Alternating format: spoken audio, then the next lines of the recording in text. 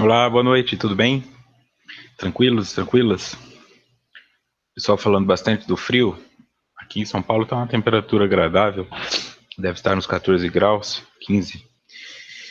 E hoje bastante animado aqui, né? Porque teremos só esse estudo durante essa semana. Amanhã estarei traslado para o Rio de Janeiro, ok? Estarei em Jacarepaguá na quinta-feira, realizando 2 palestras no mesmo local, entre 9 da manhã e 13 horas. Tá? Quem quiser mais informações, encontra lá na minha página, evento aberto ao público, onde falarei de reforma íntima. Tá? Não será gravado, não será transmitido, portanto, se quiser participar, será na quinta-feira do feriado de Corpus Christi. Meu boa noite, então, para iniciar aqui a todos vocês que estão acompanhando pela Rádio Amigo Espírita, vocês que estão no SoundCloud e acompanhando pelo YouTube, muito obrigado. Eventualmente sempre vem alguém do YouTube aqui para o Hangout assistir e participar no chat ao vivo. É sempre bom recebê-los e recebê-las. Certo? Uma grande satisfação estar aqui. Eu vou começando também dando meu boa noite a Isabela de Franca, São Paulo. A Cristina de São Mateus, no Espírito Santo. O Allan Kardec, do Rio de Janeiro, capital. A Socorro de Paulista, em Pernambuco. A Fernanda de São Paulo, capital. O Cristiano de Itapetininga, São Paulo. Helenice de Barra do Garças, Mato Grosso. A Regilane de Piracicaba, São Paulo. A Lene do Rio de Janeiro, de Jacarepaguá. A Carla de União da Vitória, Paraná. A outra Fernanda, essa Araújo, de São Paulo, capital, conseguiu chegar a tempo que o trânsito está leve. A Daniele Sena, pela primeira vez no Hangout, de Cuiabá, Mato Grosso, seja bem-vinda. A Rosita de Blumenau, Santa Catarina. A Rita, de Juiz de Fora, também sempre presente. A Patrícia, hoje em Porto Alegre, Rio Grande do Sul. A Maria Senoli, querida amiga de Santa Maria, deixando aqui um abraço dos santamarienses, recebam de volta. A Viviane de Pindamonhangaba, São Paulo. A Amélia, também de São Mateus, no Espírito Santo. A Mara de Santiago, no Chile. O Bruno de Boa Esperança, Minas Gerais. A Boêmia. Oh, confundi tudo aqui. Oh, ato falho. A Noêmia de Belo Horizonte, Minas Gerais. Fui falar Belo Horizonte, Noêmia, falei Boêmia. O que será isso, hein? Analisem aí. A Sirlene de São Paulo, capital. A Lene dizendo que carioca sente frio fácil. Que vem no interior aqui de São Paulo também. Fez 23 graus, já estão fechando as janelas. Então vamos lá. E agradecer também à Rede Amigo Espírita pelo espaço. Esse é o estudo da obra Autodescobrimento, uma busca interior, escrita por Divaldo Franco e Joana de Ângeles, realizado pela Rede Amigo Espírita, e eu sou Vitor Antenori Rossi. Leonardo do Rio de Janeiro, pela primeira vez ao vivo também, mas sempre acompanha. Seja bem-vindo também, Leonardo. A Lene também está pela primeira vez. Este é o encontro de número 54. Estamos no capítulo 6.1, programa... Isso, aqui veio falho, então. Ou eu mandei... Será que eu trouxe errado? Deixa eu ver se eu não atualizei. Não, eu só não atualizei a capa, tá? O material tá certinho. Depois eu conserto isso no Dropbox lá para quem baixa. Ok? É Transtornos Comportamentais, parte 1. Certo? No nome do vídeo no YouTube vai estar certinho. Não, é que eu só não atualizei a capa. E a Janaína de Pinhais, no Paraná, também está aqui. Então vamos lá, direto no livro. Ok? Então, capítulo 6.2, Transtornos Comportamentais, parte 1. Na gênese profunda dos transtornos de comportamento da criatura humana, forçoso é reconhecer a ação poderosa da hereditariedade, destacando-se como causa endógena de gravidade. Endógena porque vem de dentro, né? É uma causa. Ok? Então, aqui está sendo colocado por eles é que a hereditariedade é uma causa. Sendo uma causa, gera um efeito. Certo? É forçoso reconhecer a ação poderosa da hereditariedade. Mas, como isso aqui, nós estamos no encontro 55, e como eu disse, os capítulos eles são eles não são contínuos, né? Ao mesmo tempo que eles são autônomos, eles formam uma conexão, mas tem muita coisa que se repete. Então, não cabe entrar nesse aspecto. Nós já falamos de hereditariedade, etc. Então, nós já sabemos também que o pensamento de Joana provavelmente está dizendo isso para depois contrapor com algo mais potente do que a hereditariedade nos próximos slides. Ok? O que nos cabe aqui é que isso responde a algumas pessoas que eventualmente perguntam. Ela não exclui a hereditariedade, ok? Existe a hereditariedade. Eu sou influenciado pela genética, eu sou influenciado pela minha linhagem familiar. Onde essa influência começa, o que define essa influência é o que nos importa aqui e é o que veremos hoje, ok? Valéria de Uberaba, Minas Gerais, também chegando aqui. Então, na gênese profunda dos transtornos de comportamento da criatura humana, forçoso é reconhecer a ação poderosa da hereditariedade, destacando-se como causa endógena de gravidade. Transtorno de comportamento, sempre reforçando, para que algo seja definido como transtorno no âmbito da saúde mental, aquilo tem que impedir a pessoa de viver bem, ok? Ou fechar as portas socialmente para ela. Posso passar por um quadro psicótico e isso pode gerar em mim um transtorno. Se eu não estou sofrendo com aquilo, e aquilo não me incomoda, não é um transtorno. Só que se as pessoas ao meu redor estão sofrendo com aquilo e isso me fecha portas sociais, eu não posso trabalhar, eu não posso namorar, eu não posso sair, que eu sou apedrejado na rua, julgado, então também se transforma em um transtorno. Tá? Para que nós não venhamos a falar que qualquer coisa é um transtorno. Tá? Eu tenho um transtorno depressivo porque de vez em quando fico triste. Não, se transforma em um transtorno a depressão quando você perde seus compromissos, quando a sua saúde se prejudica pela falta de higiene, quando você ganha muito peso ou perde muito peso e a sua saúde se prejudica, sua má alimentação, você perde o namoro, você começa a tentar pensar em suicídio, aí é um transtorno, ok? Então, quando nós falamos de transtorno de comportamento, são comportamentos que eu tomo que atrapalham a minha vida a seguir com fluidez.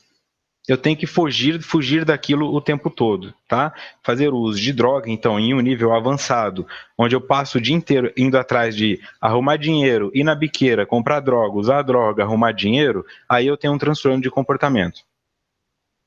Ok? Darcy de Americana também chegando aqui, Americana, São Paulo, e a Maria Emília de Caratinga, Minas Gerais. Então vamos.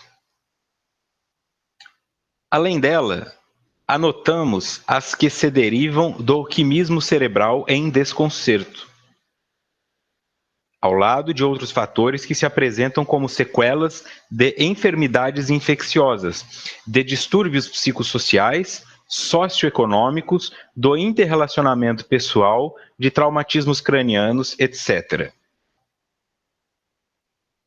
Quimismo, aqui no glossário, conjunto das reações químicas orgânicas. Então, além da hereditariedade, anotamos as que se derivam das reações químicas orgânicas que acontecem no cérebro quando ele está em desconcerto, ao lado de outros fatores que se apresentam como sequelas de enfermidades infecciosas, de distúrbios psicossociais, socioeconômicos, do interrelacionamento pessoal, de traumatismos cranianos, etc. Aqui já está expandindo um pouco, ok? Então existe força na hereditariedade, mas não é apenas isso. Tá? Tem as questões relacionadas ao cérebro, dificuldade de captação de neurotransmissores, isso pode levar à depressão, isso pode levar à frieza emocional, pode auxiliar na construção de um sociopata, de um psicopata também, sequelas causadas por danos que podem ser cerebrais, ou irritabilidade pela pobreza, não deu certo no meu relacionamento. Então, assim, o que pode gerar um transtorno de comportamento, que é me fazer agir de uma forma, de me comportar de forma que me atrapalhe viver em sociedade, pode se ampliar todos esses aspectos.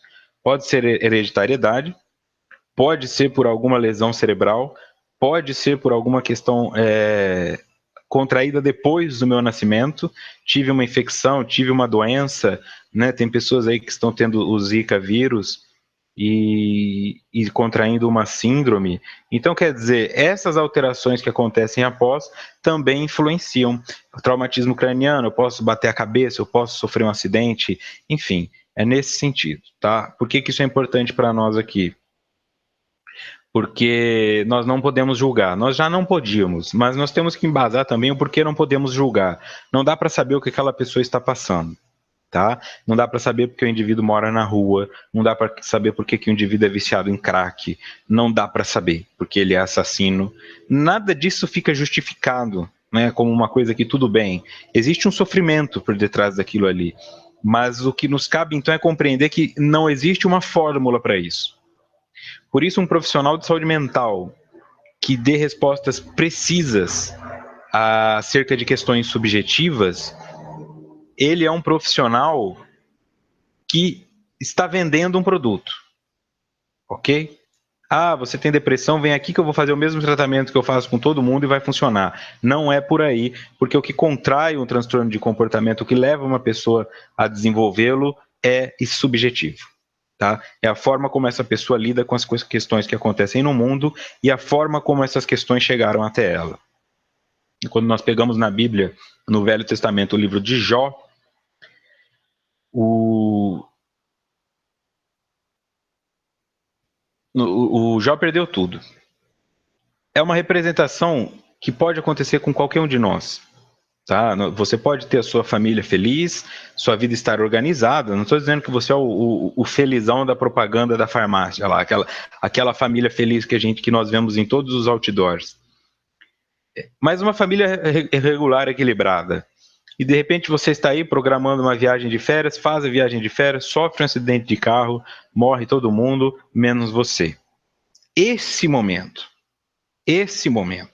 só você sabe o que fará nesse momento. Você pode se revoltar e cometer suicídio, você pode se revoltar e começar a abraçar o cadáver de todo mundo, você pode nunca mais se reerguer nessa vida, você pode tirar disso uma lição, então não depende de cada pessoa. Você pode ficar com raiva, tá? Se, por exemplo, o acidente foi causado por alguém que estava alcoolizado, você pode se tornar um justiceiro e sair matando pessoas alcoolizadas, né? Ou pelo menos arrumando briga com elas. Enfim, o que eu quero trazer aqui é que não há como mensurar que tipo de experiências nós podemos passar. Nós podemos passar por todas, de bônus e de ônus, todas, tá? E além de perder toda a família, o indivíduo ainda pode acabar tetraplégico, quer dizer, nem o suicídio ele poderia cometer.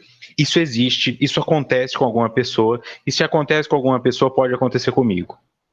Ok? Então, eu não tenho como dizer para você o que eu faria nessa situação. O que a mãe faria se chega em casa e vê a filha sendo estuprada pelo avô? O que essa mãe faria? Não dá para julgar, porque é um transtorno comportamental que pode vir daquilo ali.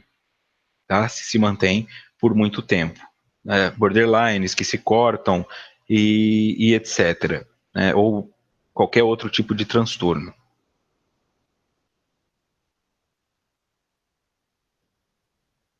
Isso, a propaganda de margarina. É que tem uma família que ela está em todo lugar, ela está em plano odontológico, é uma família de um casal de pessoas brancas, assim, né? Vocês já devem ter visto, está em todo lugar, só essa família agora colocam os outdoors, é dela que eu estou falando. O ser humano é biopsico sócio-espiritual, correto? A Shirlene pergunta, sim. E deve ter outras nuances aí que nós nem conhecemos.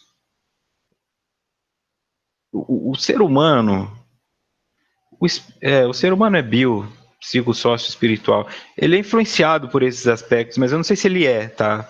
O ser humano, eu não sei se ele é. O ser humano não é psico. O ser humano é influenciado pelo psico. O espírito é psico.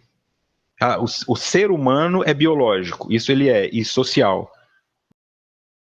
O psicológico e o espiritual eu deixaria só para o espírito, ok? Porque senão eu daria a entender que um corpo sem vida é um corpo espiritual, e não é. Sem o espírito habitando um corpo, ele não é psico e nem espiritual. Portanto, eu faria essa correção, pensando bem. Deixa eu ver. Rosângela pergunta: então um transtorno borderline, por exemplo, pode surgir de vivenciar uma cena traumatizante? Borderline, para quem não sabe, tem um R aqui depois do E, é borderline, porque significa a linha limítrofe, é borda e linha, então seria aquela linha que fica na borda, no limite, tá? O transtorno de humor borderline leva a pessoa a viver no limite, certo? Então, a incidência é muito maior em pessoas do sexo feminino e muito maior ainda, quase 100%, delas sofreram algum tipo de abuso na infância sexual, moral ou de violência. Então tem este padrão no borderline que é muito comum, mulheres que sofreram abusos. Aí eu não sei se isso é das mulheres ou também seria dos homens, porque os homens, os garotos, costumam sofrer menos abuso proporcionalmente do que as mulheres, do que as meninas, tá? Sofre, claro, mas é menos. Nós temos muito mais histórias de meninas sendo estupradas do que de meninos sendo estuprados, e até porque o ato sexual com um garoto, por mais pervertido que seja, ele é externo, porque o órgão genital, o pênis, ele é externo, né? Então, se não houver uma penetração anal, o garoto ele pode ser abusado por fora. Então, por mais traumático que seja, não se compara a uma menina que é penetrada, certo? Então, por isso que não dá para saber com clareza até que ponto.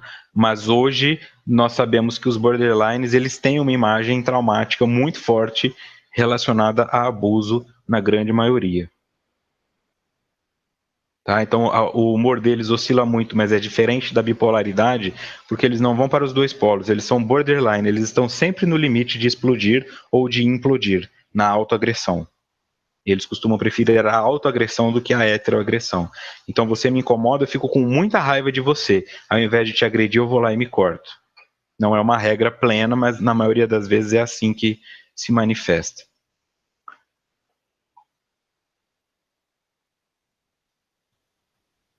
Certo?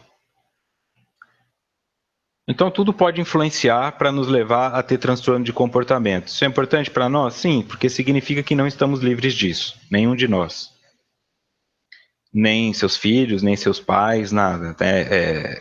Mas também lembrem-se, para que se transforme em um transtorno, tem que começar a atrapalhar a pessoa.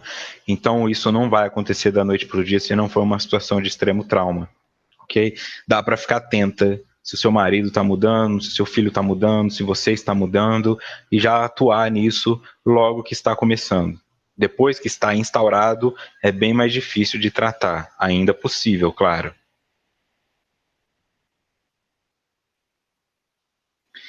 Continuando.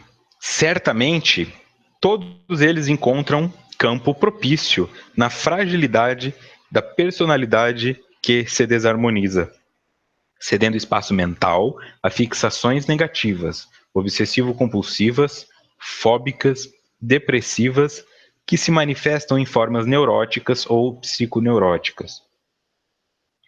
Aqui é complicado, tá? Todos eles encontram campo propício na fragilidade da personalidade que se desarmoniza. Quando a minha personalidade se desarmoniza, isso gera uma fragilidade, que seria algo parecido com a baixa imunidade. Tá? Imagine o espírito como igual ao corpo físico. Então, quando a imunidade do teu espírito baixa, e ela baixa pela desarmonização do seu campo psicológico, você permite o aparecimento de um campo propício a adoecer. Este campo propício a adoecer, ou seja, um solo fértil para adoecimento, neste solo o psiquismo começa a plantar fixações mentais negativas. Obsessivo-compulsivas, fóbicas, depressivas, que se manifestam em formas neuróticas ou psiconeuróticas. Cada uma dessas situações, obsessivo-compulsiva, fóbica, depressiva, elas são situações por si só. Ok? O slide às vezes traz umas coisas muito pesadas de uma forma muito simplificada. E isso tem que ficar muito claro para nós. Não é assim. Tá? Você não vai ser. Você pode ter os sintomas combinados, você pode ser uma pessoa fóbica que fica deprimida, mas não é uma coisa tão simples como está colocado aí. Ok? Para mim, nesse momento, ficou muito superficial. Dá para se trabalhar a questão da fobia, do obsessivo compulsivo, dá para fazer 2, 3 estudos de cada uma delas, mas elas estão todas colocadas no mesmo slide. Então, o que nos cabe fazer aqui é a separação de que ela citou vários pontos que não necessariamente se interligam e que não necessariamente interdependem e que podem chegar a extremos complexos. Tá? Pela fobia eu posso cometer suicídio, pela depressão eu posso cometer suicídio e pelo obsessivo compulsivo também. Tá? Porque é tudo aspecto mental de desarmonia psicológica. Ok? Mas não são superficiais, não acontece tão facilmente. E lembrando que só um psiquiatra pode fazer o diagnóstico, nem psicólogo, tá? Se você frequenta um psicólogo que dá diagnósticos fechados de CID-10, fica atento, né? Seria interessante que ele dissesse, ó, estes sintomas batem com a patologia, mas eu não estou dizendo que você tenha. Então vai estudar sobre isso. Se fizer sentido e você imaginar que tem, marque uma consulta com um psiquiatra e descubra se tem mesmo. Pergunta. Sirlene pergunta, nem toda neurose é campo para transtorno. É? Não, é exatamente isso. Uma neurose, todos nós temos. Nós somos neuróticos em níveis variados, mas todos somos. Tá? Pelo menos vamos pôr sempre o meu 99% aqui, porque eu não posso falar para todo mundo. Tá? O neurótico, vamos mais para frente que isso vai ficar mais claro, é mais fácil. Ok? Então, que se manifestam em formas neuróticas ou psiconeuróticas. Então, para pegar essa parte, nós vamos no artigo A Epiniatria das Neuroses, de Miguel Júnior, onde ele escreve o seguinte, nota do expositor. O termo neurose aparece pela primeira vez no fim do século XVIII, nos trabalhos do médico escocês William Cullen, que nós já vimos aqui a biografia dele. Cirurgião, considerado como fundador da Escola de Medicina de Glasgow, na Escócia, designando uma série de quadros sem uniformidades conceituais. E aqui nestes quadros ele põe entre parênteses, histeria, nervosismo, síndromes neurológicas. Isso seria definido como neurose pelo William Cullen. Ok? Sem uniformidades conceituais. Então não dá para fazer o diagnóstico por isso. Nem todas as pessoas que têm aquilo têm neurose, mas todas as pessoas que têm neurose têm algo daquilo. Este é o ponto aqui. Tá? Todos nós somos neuróticos em algum ponto, mas o quanto isso afeta cada um varia de pessoa para pessoa. Por isso não tem uniformidade conceitual.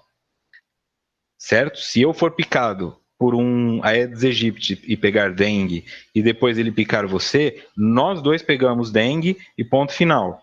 No que diz respeito à neurose, não. A minha neurose pode estar no mesmo nível que a sua e, no seu caso, pode causar uma histeria, que pode se manifestar, por exemplo, como uma cegueira momentânea, que pode se manifestar com o travamento dos seus membros, sua mão fica travada, você fica cheio de parestesia, de formigamento, acha que está infartando e, na verdade, é tudo emocional. Ok? Paralisia completa, né? Catatonia. Então, é nesse sentido que não tem uma uniformidade conceitual.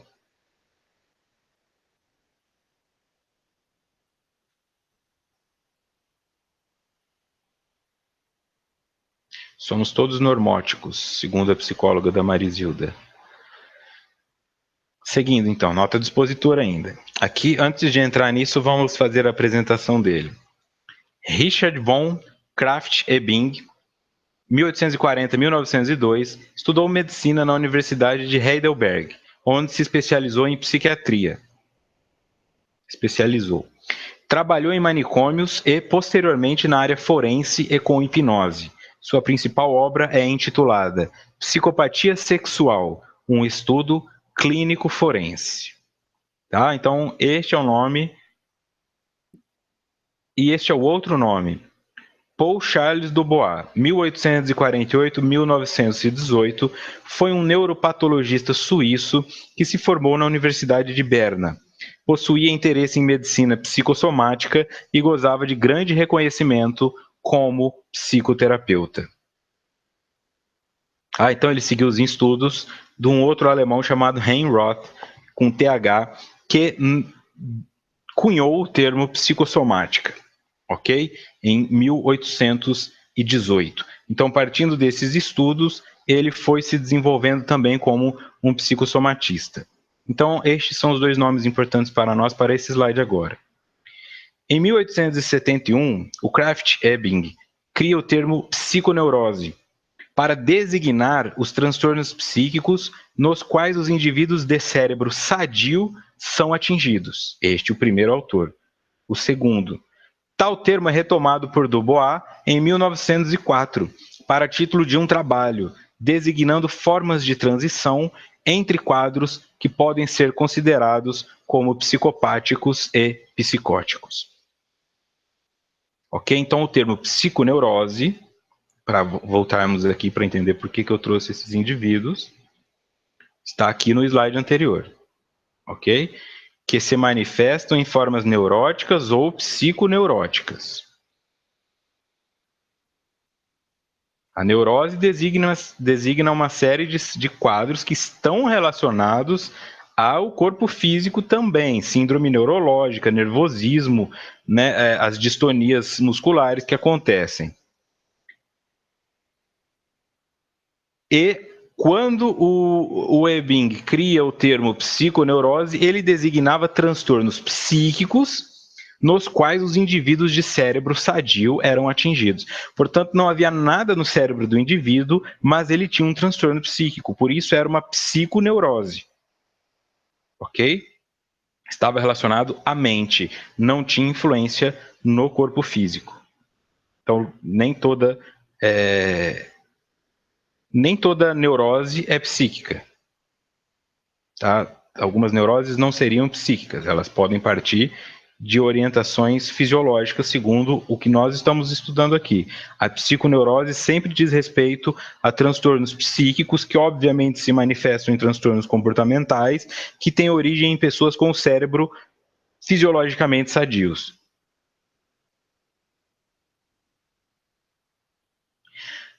Tal termo é retomado por Dubois em 1904, designando formas de transição entre quadros que podem ser considerados como psicopáticos e psicóticos. Portanto, poderia levar a isso. Entre o meu estado de ser saudável e o estado de enlouquecer, existia psiconeurose, segundo ele. Essa transição entre o adoecimento e a saúde, a psiconeurose seria o quadro que se instala e depois de um tempo vai se manifestar que, se eu não trabalhar isso, pode me levar à psicose, portanto à loucura, à desconexão com a realidade. Então a psiconeurose é uma enfermidade psíquica que, se não tratada, tende a piorar e pode levar o indivíduo à loucura. Vitor, mas o que é loucura? Este é o ponto que nos interessa aqui. Uma pessoa que gasta tudo que tem com bebida, vai morar embaixo de uma ponte, dormindo abraçada com um cachorro sarnento, com um cachorro sarnento, e compreende aquilo como uma vida que ela merece ter, isso é uma forma de loucura. Tá? Loucura, a pessoa não precisa sair por aí falando sozinha, nem nada desse tipo. Isso às vezes é médium quem faz. A loucura diz respeito a quando eu perco o contato com a realidade. Eu cometo um aborto, eu abandono meus filhos, eu espanco a minha esposa, eu mato uma pessoa, isso é loucura. Eu perdi o contato com a realidade. Então, nem toda loucura é esquizofrenia. A esquizofrenia é um quadro de loucura crônica. O contato com a realidade se perde por completo e não se cura. Mas eu posso ter momentos de loucura e eu posso ter situações onde eu estou agindo de forma louca, mas que ainda posso retomar o controle.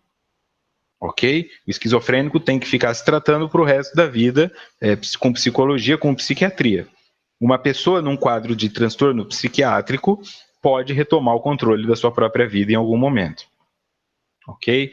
Então, a psiconeurose, neste contexto, estaria relacionada a este pensamento, este adoecimento psicológico que leva a um transtorno psicológico que futuramente se manifesta em um transtorno comportamental ou pode atuar no corpo pela psicossomática. Também pergunta a Silene como eles sabiam que o cérebro estava sadio no século XIX, mas até hoje o cérebro não é totalmente conhecido. Dentro do que eles sabiam, eles diziam que era saudável. Dentre o que nós sabemos, nós também dizemos isso. Mas a neurologia ainda não é uma ciência plena, ainda tem muita coisa do cérebro que eles não conhecem. Muita coisa para se conhecer. Tá? Então, não é diferente do que nós somos hoje. Daqui 100 anos também podem dar risada do que nós conhecíamos como ressonância magnética, como tomografia. Pode ser isso, pode não, com certeza ficará ultrapassado. Então, para os padrões que eles tinham na época, eles tinham um recurso para saber o que era saudável e o que não era, e dentre estes padrões eles tomavam essa decisão de catalogar como neurose ou psiconeurose ou algum transtorno genético ou um transtorno cerebral. Transtorno de origem cerebral, certo? Seguindo na nota do expositor.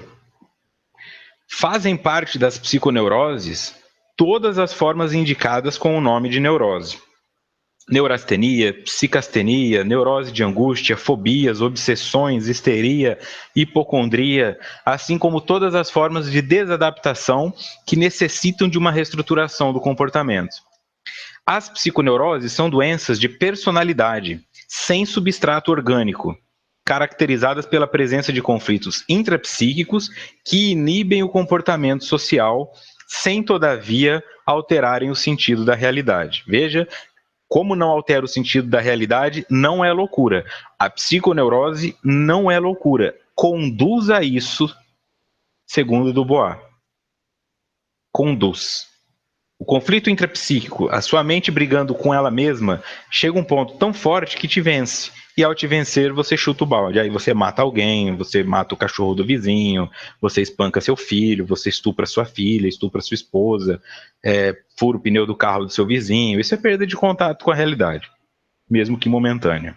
Tá? Então, toda vez que você toma um comportamento que é fora da realidade, qualquer um desses, envolva violência, autoagressão ou furto, existe uma psiconeurose atuando por detrás.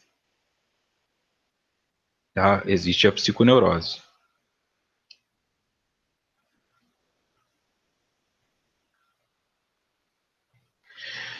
Neurastenia, psicastenia, neuroses de angústia, fobias, obsessões, histeria, hipocondria. Aqui é a nota do expositor, tá? Então, as obsessões são relacionadas a obsessões mentais, né? Não estamos falando de espíritos. Deixa eu responder isso.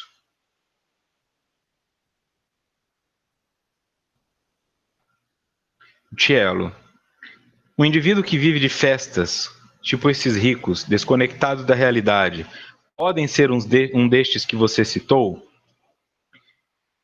Não dá para saber até que ponto. Porque tem pobre que vive de festa também. Tem muita festa gratuita. Eu não sei até que ponto ele está desconectado da realidade. A desconexão com a realidade exterior não é o ponto aqui. Tá? Eu não estou nem aí, eu não estou nem aí se tem pessoas pobres passando fome. Não é neste ponto. A desconexão com a realidade é quando eu me sinto paranoico, eu me sinto fóbico. É uma desconexão fóbica ter medo de barata, porque a barata não vai fazer nada com você. Nada. A barata não vai te matar. Não vai te comer enquanto você dorme. Tá? No máximo, ela vai passar pela sua boca enquanto você dorme. Só de ouvir isso, tem pessoas que já ficam todas arrepiadas. Isso é um sintoma físico. Você sente o arrepio, mas racionalmente falando, não faz sentido. É uma desconexão com a realidade. Ok? É uma neurose fóbica. Se isso ultrapassa a conexão com a realidade e você coloca fogo na sua casa porque achou uma barata, aí nós estamos lidando com essa situação proposta aqui. É nesse sentido. Tá? Tem pessoas que põem fogo na casa por causa de uma barata. Tem uma mulher que pôs fogo na casa por conta de uma perereca. Tem no YouTube isso, passou no Cidade Alerta. Tá? Era uma perereca. Ela pôs fogo no próprio quarto. Foi sem querer, mas colocou. Isso é de se desconectar com a realidade. Tá? Então é nesse sentido. Então, mas se trata de uma perereca, eu não tenho tanta chance de encontrar. Mas e se a pessoa tem fobia de gato? Altura. E se a pessoa tem fobia social e de repente ela está lá no metrô, tá? Ela tem essa fobia, essa neurose, você vai se transformando isso numa psiconeurose, porque essa fobia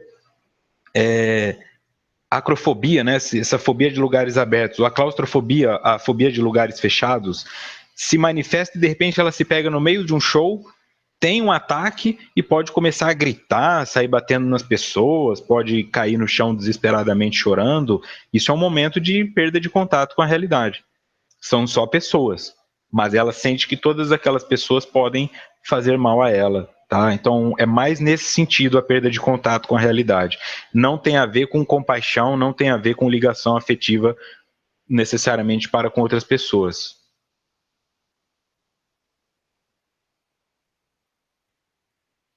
Pode ser também, Isabela coloca aqui, pensamento acelerado. É tudo que for uma conexão excessiva com um pensamento, com uma ideologia, ou com um medo, ou com uma imagem, nós estamos lidando com uma neurose. Por isso eu disse que todos têm as suas neuroses, tá? Pode ser, eu não posso me atrasar, eu tenho que chegar pontualmente. Se eu chegar um minuto atrasado, eu vou perder a credibilidade. Isso pode ser uma neurose, tá? Se a coisa ultrapassa o seu limite. Então eu tenho que chegar rápido, eu vou pegar a contramão e vou atropelar uma pessoa fazendo isso. Perdi o contato com a realidade por conta de chegar 2 minutos mais cedo para não ser pontual. Para ser pontual, eu atropelei um ciclista. Tá? É nesse sentido que eu estou trazendo aqui.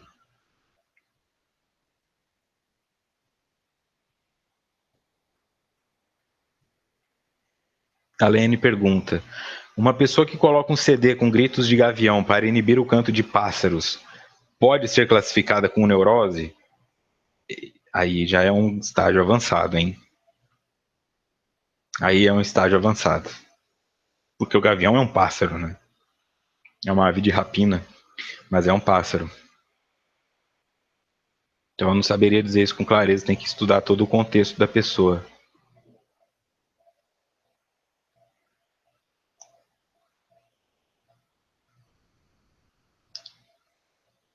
O Leonardo, vamos seguindo, porque é por aí. Acredito que o estudo vai te responder, né? Por isso que eu não vou nem colocar a sua pergunta ainda, até porque ela é bem extensa, mas essa percepção sua é o que eu concordo. Nossas neuroses não são resultados de mistura de vivências passadas com as novas realidades, são resultados de vivências passadas com as novas realidades no consciente. Sim, porque este é o ponto. Quando Joana coloca no primeiro slide que existe o poder da hereditariedade, foi o que eu disse. Ela está dizendo existe o poder da hereditariedade, mas não é apenas isso. E nós vamos ver que isso é influenciado por estes outros aspectos. Também uma última pergunta antes de seguir em frente, do Allan Kardec do Rio de Janeiro. Durante um ataque de pânico, há uma desconexão com a realidade e, portanto, é uma psiconeurose? Não, porque a desconexão com a realidade já não é uma psiconeurose, é uma psicose. É justamente este o ponto. Se há conexão com a realidade, não é psicose, é psiconeurose. Se já perdeu a conexão com a realidade, aí é uma psicose. Então, o que é proposto aqui é que a psiconeurose é um estágio de transição entre a normalidade e a psicose, que seria a loucura. Neste período, atua a psiconeurose. Mas aqui, ó, sem, todavia, alterar o sentido da realidade. Doenças de personalidade sem substrato orgânico, portanto, não está no corpo físico. Pode ser somatopsíquica. O que isso significa? Eu posso desenvolver uma psiconeurose porque eu perdi uma perna, por amputação, por diabetes, ou porque eu fiquei numa cadeira de rodas, ou porque eu perdi minha limitação e não posso mais jogar bola? Posso. Tá? Eu posso adoecer psiquicamente em razão de uma falha que o meu corpo físico começa a apresentar, mas não significa que fatores endógenos causam isso. Tá? Não serão alterações neuroquímicas que produzirão isso. É psíquico, é da personalidade.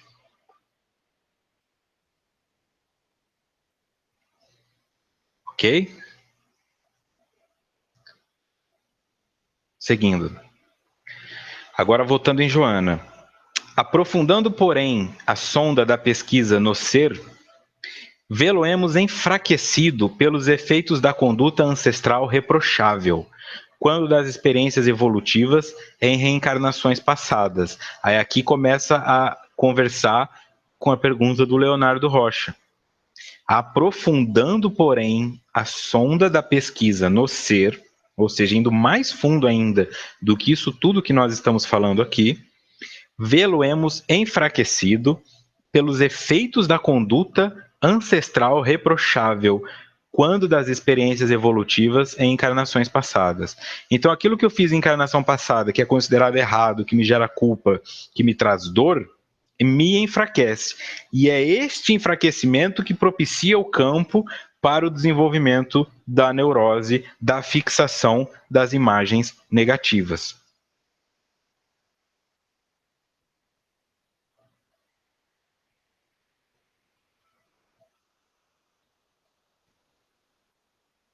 Seguindo, o trânsito pelas vias do progresso, onde ele evolui passando do instinto à razão e desta à intuição, é largo, decorrendo cada etapa dos logros da anterior, em que armazena conhecimentos e sentimentos, os quais contribuem para a marcha ascensional, ao mesmo tempo desenvolvendo-lhe as aptidões que dormem latentes no mundo íntimo. E essas aptidões que dormem latentes no mundo íntimo é para a escala ascensional, mas nós temos que pegar a nossa potência desde o começo. Em algum momento, você pode ter em si latente a aptidão de matar, e é o que eu disse. Você não se considera um homicida até que estuprem sua filha. Isso é uma aptidão. Tá? É uma aptidão de se conectar com a realidade. Você está apto a matar, você só não tem o estímulo necessário para isso. O indivíduo só passa por essa prova e considera que não tem mais essa aptidão quando ele vê uma situação catastrófica dessa, quando vê um caos diante de si e consegue sobreviver a isso sem devolver ao acusado o mesmo efeito. Ou seja, você estuprou a minha filha, eu te perdoo e quero que você vá para frente. Olha a dificuldade que é. Tá? Então, é por isso que nós estamos diante de provas que vão nos mostrando que está dormindo. E, obviamente, existe o contraponto, que talvez eu me descubra capaz de fazer caridades que eu nem imagino quando eu passar por uma situação de dor. Tá? Então, lembra aquela imagem do menino sírio que amanheceu morto na praia? E se você está passeando por uma praia e vê uma criança morta? O que isso não poderia trazer de dentro de você? Talvez você começasse a se movimentar para ajudar refugiados, não sei, não dá para saber. Tá? Mas alguma coisa movimenta, e quanto mais pesado, mais intenso for o estímulo, maior será a movimentação que isso levanta. Agora, é uma movimentação. Isso não cria nada em você. Se você cometer um homicídio porque um fenômeno pesado que você vivenciou te fez matar uma pessoa, o fenômeno não te transformou em assassino. O fenômeno movimentou o assassino que estava latente em você. Ok? É nesse sentido. Se eu sou uma pessoa com potenciais latentes, adormecidos, de fazer o bem, os estímulos negativos podem começar a me querer fazer o bem, me levar a querer fazer o bem. Agora, se eu tenho potenciais para fazer o mal, eu sou um ótimo namorado. Até minha esposa fala, até minha namorada falar, eu quero terminar com você, aí eu levo ela para o meio do mato e jogo o cadáver no rio. Tá? Eu sei que eu estou usando imagens pesadas e que isso não é comum, mas é justamente isso que eu quero movimentar. A desconexão com os campos do julgamento. É fácil dizer que uma pessoa não poderia matar, não poderia isso e aquilo. Então nós temos que ir para o extremo do caos para nos colocarmos naquele local de forma empática e descobrir, será realmente que eu teria toda essa serenidade? Será? Se sim, sim. Se não, não. Mas no extremo do caos, não há tempo para pensar. No extremo do caos, você é o que é. A hora que essa onda vem como um tsunami movimentando todo este fundo do mar aí, toda essa história, todas essas heranças, todas essas vivências, o que tiver ali vai agir, não é você agindo. Ok? Se tem o bem, você fará o bem. Se tem o mal, você fará o mal. E qual for a intensidade do bem ou mal, será essa a intensidade do seu comportamento. Pode ser um palavrão, pode ser um assassinato. Pode ser um tchau de longe, pode ser um abraço afetivo. Tudo depende do que você traz na sua história.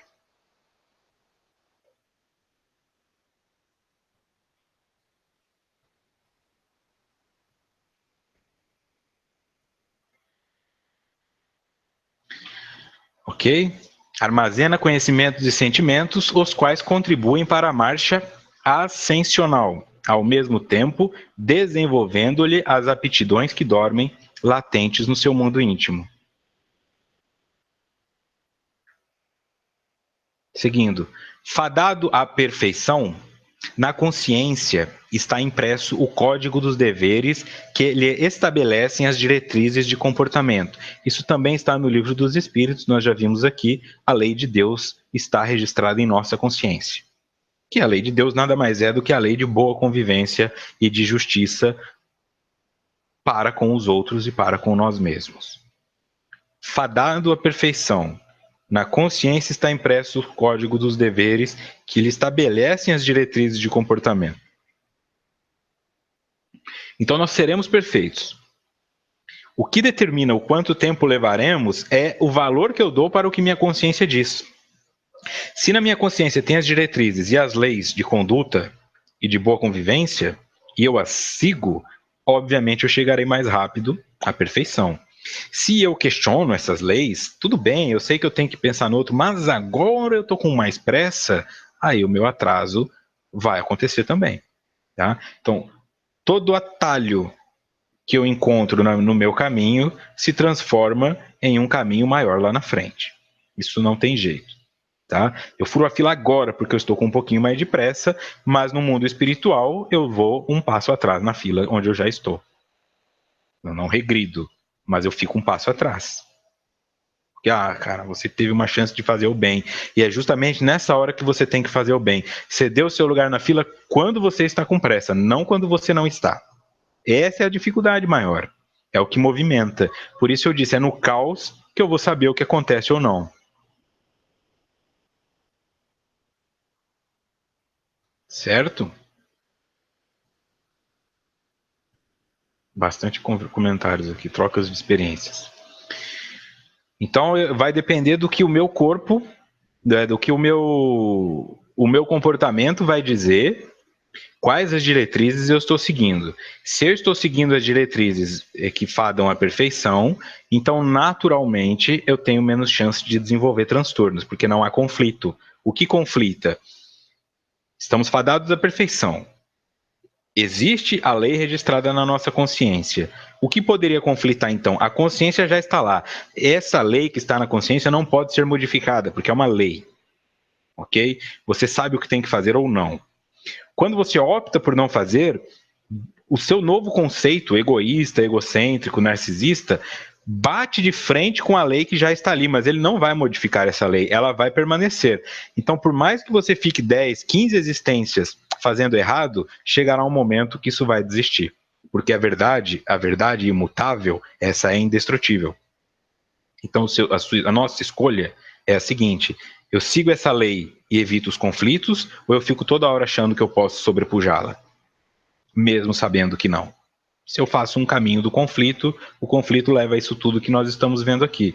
Se eu faço o caminho, não é da subserviência, mas é da resignação e da aceitação, não é tão difícil aceitar que o outro também tem pressa de vez em quando, que o outro também merece isso, né? Como eu falo aqui, não coloca a sua bolsa para guardar a mesa no restaurante, por favor, não faça isso. Entra na fila igual todo mundo. Se quando você terminar de pegar o seu prato tiver uma mesa vazia, você se senta. Se não tiver, então você fala para o gerente colocar uma mesa, mas não deixe um cara que já está na fila ficar em pé com o prato na mão. Você não ganha com isso. Tá? Eu, particularmente, quando tem uma mesa que tem um óculos em cima, um celular em cima, eu sento mesmo assim. E não tem problema, se a pessoa quiser ficar xingando, ela xinga, mas eu já estou sentado comendo.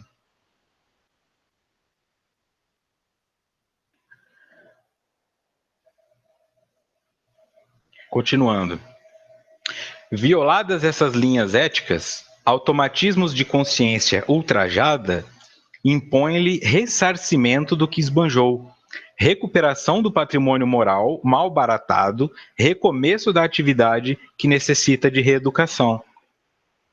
Aí aqui, Tielo, pode responder um pouco mais a pergunta que você tinha feito.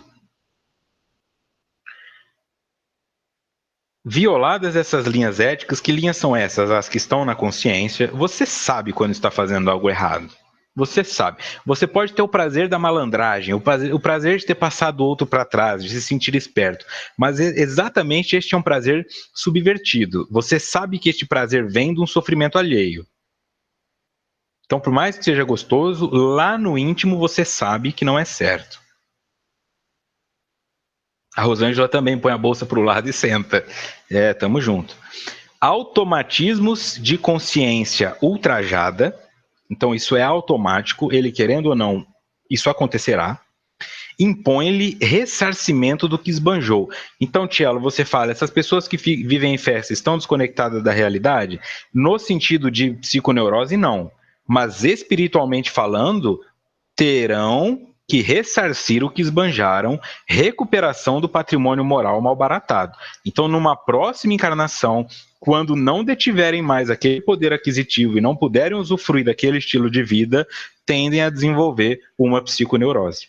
E esta psiconeurose poderá levá-la ao cometimento da loucura, ou seja, transformá-la num bandido. Porque eu passei a vida inteira com festa e champanhe. Eu registro isso em mim. Que eu quero o camarote, que eu não quero pegar fila, que eu sou melhor do que os outros. Eu só vivi em função disso. Aí eu morro. Venho numa próxima encarnação pobre, mas no íntimo eu não me reconheço pobre. Eu quero ser rico, porque eu sinto que eu sou rico.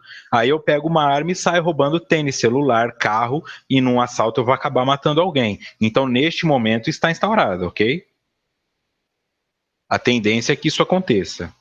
E isso se dá no poder, isso se dá se você tem o poder da fala e cobra por isso, tá? Vai fazer palestra e cobra palestra espírita e cobra R$ 250 para a pessoa participar. Seja bem-vindo ao mundo da psiconeurose nas encarnações futuras, tá? Porque você terá que pagar por isso. Recuperação do patrimônio moral mal baratado. Recomeço da atividade que necessita de reeducação. Olha só que coisa, hein? Você quer coisa mais dolorosa do que o indivíduo que cobra para fazer palestra espírita, ou budista, ou o que quer que seja, que envolva conhecimentos que vieram gratuitamente, e depois desencarna, e desencarna com esses conflitos psicológicos porque fez errado e a consciência sabia, e precisa de ajuda, mas não encontra essa ajuda porque essa ajuda é cobrada? Ele estipulou, ele foi um dos pioneiros a cobrar por material, e aí a hora que ele nasce de novo precisando de material, ele não tem dinheiro para pagar por isso. Imagina a dor desse espírito quando ele assiste uma palestra gratuita que o cura. O tanto que ele vai se sentir mal pelo que ele fez, o tanto de arrependimento que ele vai experimentar, vai curá-lo, mas é muita dor. E é uma dor desnecessária que nós podemos evitar pela razão. Ok? Então fica a sugestão, você que está começando neste caminho de querer ser palestrante, não cobre pelo que você conquistou de graça. Tá? Estes conhecimentos que eu aplico aqui de psicologia, eu paguei por eles. Ok? Se eu fizer uma palestra como psicólogo, eu tenho o direito de cobrar. Mas os conhecimentos que vêm do Evangelho, de Kardec, isso eu não posso cobrar. Isso eu não posso cobrar porque é furto de propriedade intelectual alheia. Ok? Além do que, se isso me modificou como ser humano gratuitamente, como é que eu posso cobrar essa modificação para outra pessoa? É uma opinião minha, eu sei que muita gente discorda, mas parte da vivência é desagradar alguns.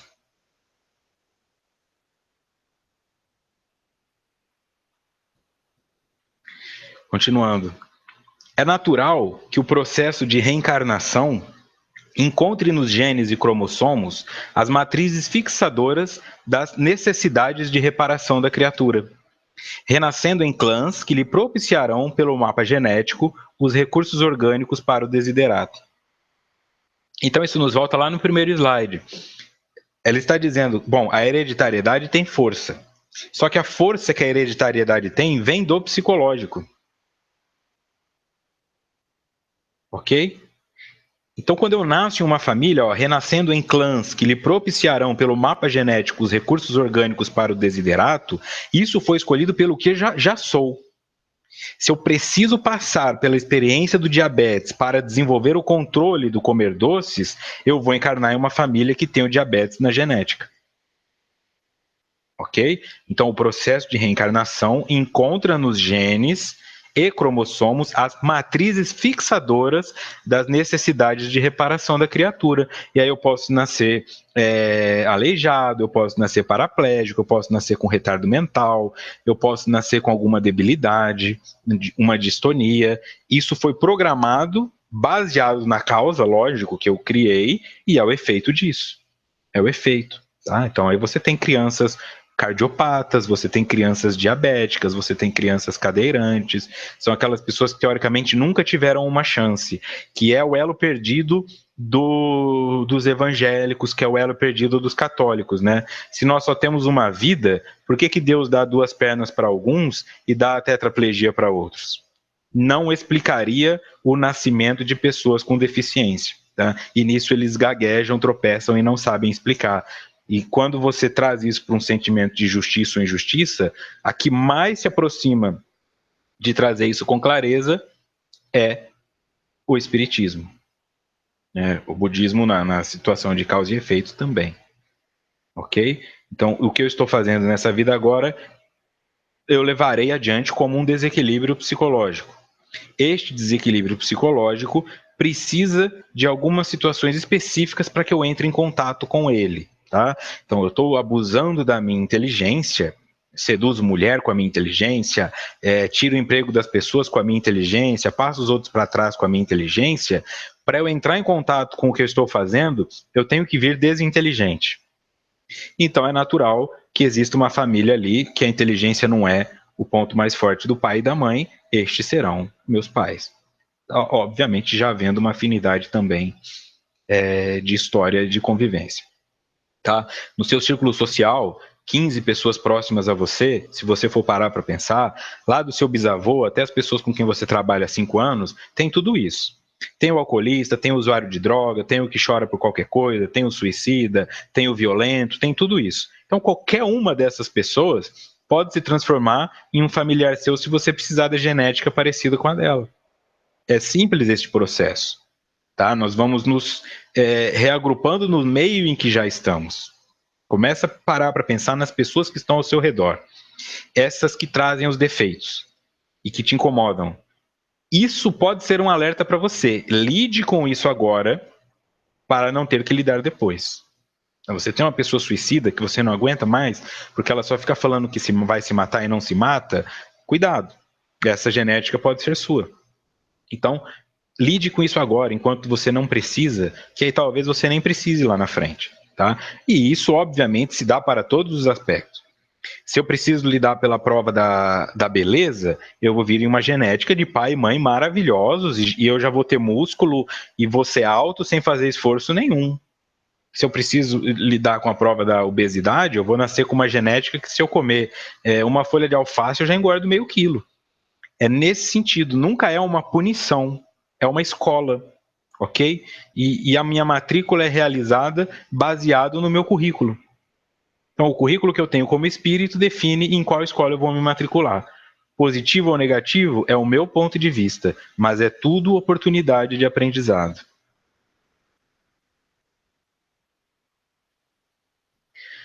Seguindo, o perispírito modela o organismo de que o espírito tem necessidade, equipando-o com os neurotransmissores cerebrais capazes de refletir os fenômenos resgate indispensáveis para o equilíbrio.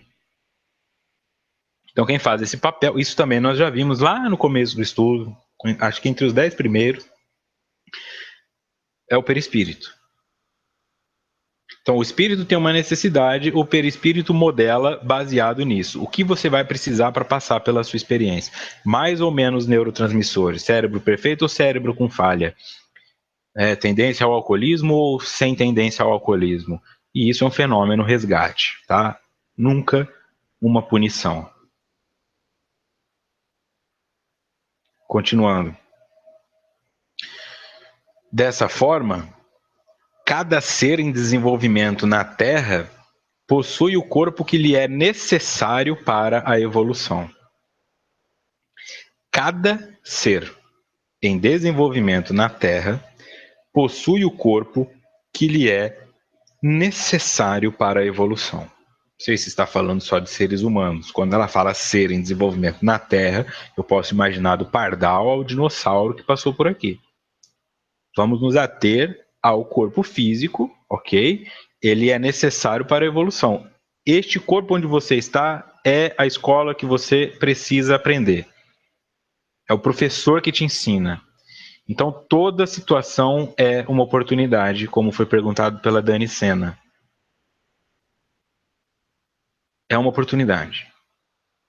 Não vai passar. Este é o ponto aqui. Ah, nasci feio nessa encarnação, vou esperar a próxima para vir bonito. Não virá. Enquanto você não aprender a lidar com a feiura e enxergar isso apenas como um fenômeno, tá, eu sou feio, e daí? Eu quero só ser perfeito? Né? Eu só sou feio porque alguém é bonito. E quem considera essa pessoa bonita sou eu. Se eu pensar que um espírito não tem forma, mas tem vibração, o que me faz bonito espiritualmente é a energia que eu vibro, e o que me faz feio também. Se eu vibro energias ruins, eu sou feio. Ah, não chega perto daquele cara, ele é ruim. Se eu vibro coisas boas, ó, chega perto daquele cara, ele é bom. Agora, se eu associar tudo isso porque o meu nariz é torto, porque minha cabeça é grande, aí eu não consigo viver mesmo. Tá? O que a feiura me ensina? A feiura me ensina que talvez eu não vou ter relação sexual toda hora, que eu não vou ter poder de sedução, que as portas não vão se abrir mais fácil no mercado de trabalho, pelo contrário, fica mais difícil. A feiura me ensina várias coisas. Mas pode me ensinar também o amor verdadeiro. Ainda mais se eu for feio e pobre. Eu sou feio e pobre e tem uma pessoa que diz me amar, então talvez eu esteja em contato com o amor verdadeiro, que o rico bonitão não tenha certeza. São as nossas propostas que vão sendo modificadas. O que nós consideramos bom ou ruim está muito associado com prazer e desprazer, mas não existe crescimento no prazer. O prazer é o clímax quando uma parte do crescimento acontece, depois essa energia volta. Só existe prazer quando o desprazer é vencido. Então, se eu evito o desprazer, eu atraio o desprazer. Na tentativa de me manter feliz, vou usar cocaína toda hora porque eu fico feliz, eu fico infeliz. Como diria Renato Russo, parece cocaína, mas é só tristeza. E aí, parece um carrão, mas é só vaidade. Parece a mulher mais maravilhosa, mas talvez seja só interesse. Talvez seja só sexo. Ela é maravilhosa, tem um corpo maravilhoso. E se tiver um câncer de mama e passar por uma mastectomia, ela continua linda para você? Então isso é seu. Isso é seu. Você não está pensando como espírito, está pensando como corpo físico. Se o seu marido ficar na cadeira de rodas, você empurra a cadeira ou abandona ele? É nesse sentido que nós vamos pensando. Possui o corpo que lhe é necessário para a evolução. Seguindo. A maneira como se conduza responderá pela recuperação da saúde mental ou permanência na alienação ou agravamento da mazela. Exceção feita nos processos psiconeuróticos graves, quais o autismo, a esquizofrenia e outros equivalentes. Aqui, elas, citando do Bois, a psiconeurose não poderia ser esquizofrenia, tá? Então, para que isso fique claro. Processo psiconeurótico grave, tá? Que significa que já ultrapassou a psiconeurose e foi para a psicose, ok? Autismo, esquizofrenia e outros equivalentes. Eu não diria que o autismo é psicose, mas a esquizofrenia sim. Ok? O autismo o incomoda muito mais os pais do autista, a sociedade, do que o autista em si. Isso também se dá na esquizofrenia, mas o autista tem menos chance de ter comportamentos considerados loucos. Ele talvez não se adapte socialmente, ele talvez não escute o que o outro está dizendo, mas não necessariamente ele vai agir ficando pelado no meio da rua, colocando fogo nas coisas, entendeu? É nesse sentido que eu digo aqui. A maneira como se conduza responderá pela recuperação da saúde mental, ou seja, o que você faz com o seu corpo, o que você faz com essa situação que você está vivendo aí, vai responder. Ou você se recupera mentalmente, ou você permanece alienado, ou então agrava a sua situação. Ok? Com exceção das psiconeuroses graves. É que ela está querendo dizer, se a coisa ultrapassa o seu controle e você está escravizado, influenciado por um automatismo maior do que a sua vontade, aí não dá para responder por isso. Então, o esquizofrênico não vai pagar pelo suicídio que ele cometeu da mesma forma que um não esquizofrênico.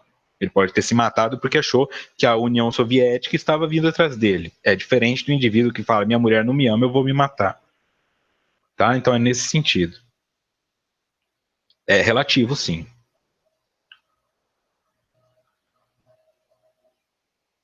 O que isso nos traz? A sua situação, se a sua situação está piorando e se a sua vida piorou depois de uma doença ou piorou porque você não é feliz com o seu corpo, com a sua aparência, isso é você quem está construindo. O seu objetivo é justamente aprender a ser feliz com isso, seja o que isso for. Se você não conseguir ser feliz com isso, você continuará com isso até ser feliz, porque é a sua consciência quem pede, não é o universo quem está te punindo. Como foi colocado aqui, os seus erros do passado, as suas infrações às leis da consciência, agora te cobram de forma automática. Você fica buscando isso, porque você precisa reparar essa falha, senão ela não te liberta. Ok? Próximo encontro, 6.2, transtornos comportamentais, parte 2, no dia 31. Espero ter ficado essa parte clara. Nós entraremos no transtorno parte 2, mas o que nós temos que levar daqui é isso. Existe o impositivo genético, essa parte genética hereditária, ela é subserviente, ela responde à parte psicológica, ok? Se eu não consigo me libertar das minhas questões e fico apegado a imagens mentais negativas, elas podem se transformar em psiconeuroses. Se transformando em psiconeuroses, podem me dominar e me levar à desconexão com a realidade, que seria o comportamento psicótico. Podem. Então, o que define se ela pode ou não? O quanto eu desenvolvo e o quanto eu dispenso energia para cuidar dessa situação. E dinheiro também, porque é necessário fazer tratamento. Sozinho é muito mais difícil. Então, se existe uma doença no seu corpo físico e você corre para um médico, se existe uma doença no seu corpo mental, você tem que correr para um terapeuta. Tá? Um psiquiatra, um psicanalista, um psicólogo, um terapeuta ocupacional, um pedagogo, um psicopedagogo, o que for melhor para você. Mas alguém que te ajude a se reequilibrar, um guru, reiki, meditação. Eu estou falando várias coisas justamente para não dar a entender que é para a psicologia que eu estou direcionando. Não é só a psicologia que atua no psicológico.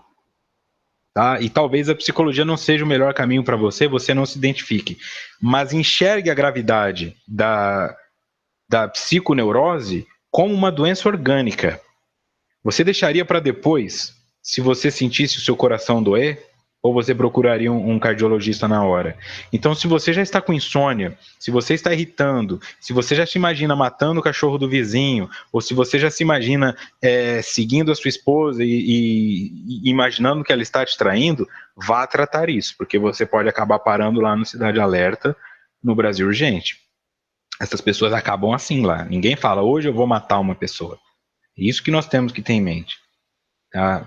Não permita que isso aconteça. Conheça tudo que existe no fundo, o máximo possível, porque quando vier o tsunami, você não será pego de surpresa por si mesmo. Tá ok? Então nos vemos semana que vem. Lembrando, para quem faz os 2 estudos, amanhã não haverá o estudo, porque estarei em movimentação até o Rio de Janeiro, onde farei as palestras na quinta-feira. Nos vemos semana que vem, então. Desejo a todos um ótimo feriado, ótimas reflexões, descanso para quem vai descansar, estudo para quem vai estudar. E também já tem a palestra nova, Como Deixar Jesus Tocar nos Corações, disponível no YouTube e na minha página no Facebook, ok? Material inédito foi colocado hoje. Um grande abraço e muita paz.